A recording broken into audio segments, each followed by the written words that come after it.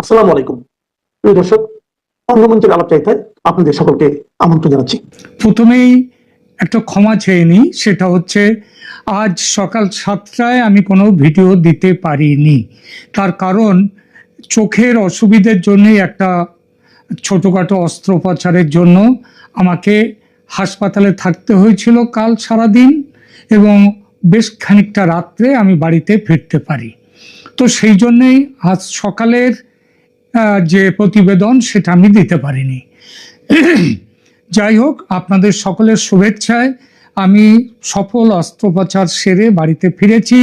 এর জন্য আপনাদের সবাইকে ধন্যবাদ। শেখ হাসিনার ফাঁসির রায় ঘোষণা হতে যেভাবে হাততালিতে ফেটে পড়েছিল আদালত কক্ষ, তাতে মনে হয়েছিল সারা দেশ উচ্ছ্বাসে ফেটে পড়বে এই আদেশ শুনে। জামাত, এনসিপি, বিএনপি মিটিং মিছিল করে নাচা গানা করে মাতিয়ে দেবে বাংলাদেশ। কিন্তু কোথায় কি আনন্দ উৎসবের নামগন্ধ নেই, বরং রায়ের বিরুদ্ধে সাধারণ মানুষের ক্ষোভ আছড়ে পড়েছে প্রায় বাংলাদেশের সমস্ত জেলায়। ষড়যন্ত্র করে যারা এই রায় আদায় করেছে, তাদের চেলা চামুন্ডারাও যে তেমন কোনো মিছিল টিছিল করেছে, বোমা ফাটিয়ে উৎসব করেছে তা নয়। শুধু ধানমন্ডির 32 নম্বরে যেটুকু বাকি আছে এখনো, সেটা ভাঙতে বুলডোজার নিয়ে গিয়েছিল তারা। সেনার বাধায় সেটা করতে পারেনি।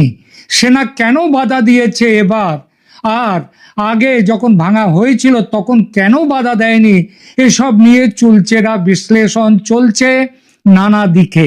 সে আলোচনা এখানে নয়। এখানে আলোচনা হাসিনার ফাঁসি নিয়ে। এর আগে আমি সম্ভাব্য রায় নিয়ে একটি ভিডিও করেছিলাম কদিন আগে, আপনারা দেখেছেন।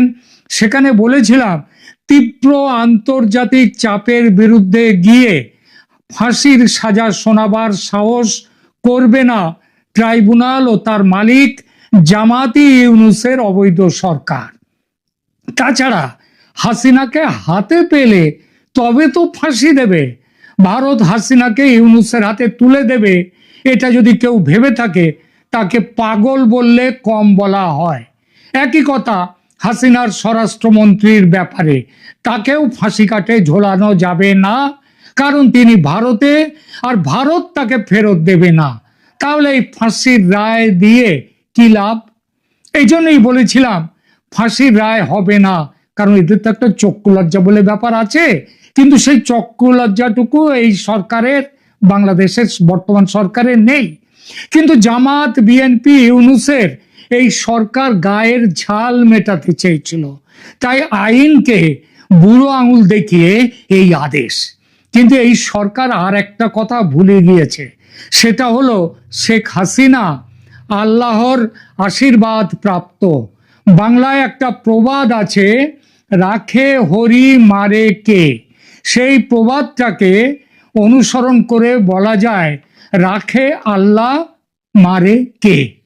ঈশ্বর এরকম, ঈশ্বর হচ্ছেন কি, ঈশ্বরকে বলা হয় ঈশ্বর একম এব অদ্বিতীয়ম, ঈশ্বর একজন ছাড়া কেউ নেই। এই যে হিন্দুদের এত ঈশ্বর, সেটা কিন্তু মূল এক ঈশ্বরের নানা রূপ। এই রূপ, তাকে কেউ বলে হরি, আবার মুসলিমরা তাকে বলেন আল্লাহ, খ্রিস্টানরা তাকে বলেন গড।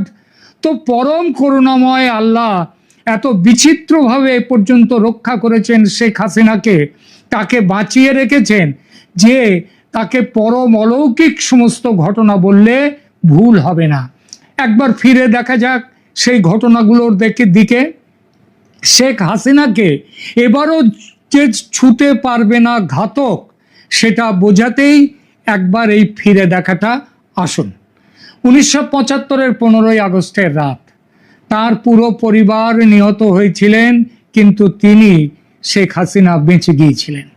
সেই রাতে তিনি এবং তার বোন রেহানা, সেই রাতে বঙ্গবন্ধু শেখ মুজিবুর রহমানকে সপরিবারে হত্যা করার সময় তার দুই কন্যা শেখ হাসিনা এবং শেখ রেহানা ঘটনাচক্রে বিদেশে অবস্থান করছিলেন, তাই প্রাণে বেঁচে যান। তার এই বিদেশ যাত্রা ঘটনাচক্র এই জন্যই বললাম, সেটা পূর্ব নির্ধারিত ছিল না, অনেকটা আকস্মিক ছিল। স্বামী ডক্টর এম এ ওয়াজেদ মিয়ার কর্মস্থান ছিল পশ্চিম জার্মানি। হত্যাকাণ্ডের মাত্রই কয়েকদিন আগে শেখ হাসিনা জার্মানিতে তার স্বামীর কাছে যান। পরে এক সাক্ষাৎকারে শেখ হাসিনা বলেছিলেন, আমি আমার স্বামীর কাছে গিয়েছিলাম, বিমানবন্দরে আমাকে বিদায় জানাতে সবাই এসেছিলেন, আমার বাবা, মা, আমার 3 ভাই, 2 নববিবাহিতা ভগ্নিপতি। শেখ হাসিনা জানতেন বাংলাদেশ ও পাকিস্তানের যুদ্ধ অপরাধী গুপ্ত ঘাতকেরা তাকে জার্মানিতে মেরে ফেলবে, কারণ তারা চায় বাঙালি জাতীয়তাবাদের মূর্ত প্রতীক শেখ মুজিবকে নির্বংশে হত্যা করতে চায় তারা। তাই 15ই আগস্টের ঘটনার পর তিনি পশ্চিম জার্মানি থেকে ভারত সরকারের কাছে রাজনৈতিক আশ্রয় প্রার্থনা করেন এবং 25শে আগস্ট সকালে এয়ার ইন্ডিয়ার একটি ফ্লাইটে তিনি দিল্লিতে পৌঁছান এবং সেখানে নির্বাসিত জীবন শুরু করেন। কেন ভারত? কারণ পৃথিবীর অন্য কোনো দেশ, এমনকি কোনো মুসলিম দেশকেও তিনি তার নিরাপত্তার জন্য উপযুক্ত মনে করেননি। দ্বিতীয়ত, ভারতের সঙ্গে বাংলাদেশ তথা আওয়ামী লীগের ঐতিহাসিক সম্পর্ক। আজকের বাংলাদেশ তৈরি হতো না যদি ভারত না থাকতো। এই ঐতিহাসিক সম্পর্ক। এবং তৃতীয়ত, কূটনৈতিক ও কৌশলগত কারণ তিনি জানতেন ফিরে আসার লড়াইয়ে ভারত তার সবচেয়ে বিশ্বাসযোগ্য বন্ধু। যে দেশকে স্বাধীন করবার জন্য তার বাবা বঙ্গবন্ধু মুজিবুর রহমান তার জীবন দিয়েছেন, সেই দেশকে রক্ষা করার দায়িত্ব শেখ হাসিনা নিজের কাঁধে নিয়েছিলেন। সেবার শেখ হাসিনা 1981 সালের 17ই মে, অর্থাৎ প্রায় 5 বছর 10 মাস পর তিনি দেশে ফেরেন। এই সহজ সত্যটা মাথায় রাখলে জামাতি ইউনূস হাসিনার বিচার নিয়ে এত ষড়যন্ত্র করতেন না। 1975-এর 15ই আগস্ট এভাবে বেঁচে যান তিনি। তারপর ভারতে দীর্ঘ নির্বাসন জীবনে তার ধারে কাছে কোনো ঘাতক পৌঁছতে পারেনি। সেই চেষ্টা শুরু হয় তার দেশে ফেরার পর। হাসিনা নিজ মুখে বিভিন্ন সময় বলেছেন যে তিনি 19 বার হত্যা চেষ্টা থেকে বেঁচে ফিরেছেন। এখানে সেই প্রধান ঘটনাগুলোর একটা তালিকা দিলাম। প্রথম ঘটনা তাকে মেরে ফেলার। 10 নভেম্বর 1987 সচিবালয়ের কাছে আক্রমণ। শেখ হাসিনা জেনারেল এরশাদের সামরিক শাসন বিরোধী আন্দোলনে যোগ দিলে সচিবালয়ের কাছে তার গাড়িতে গুলি চালানো হয়। একটি গুলি এরশাদ বিরোধী বিক্ষোভকারী নূর হোসেনকে আঘাত করে, যিনি ঘটনাস্থলেই মারা যান। হাসিনা কিন্তু অক্ষত।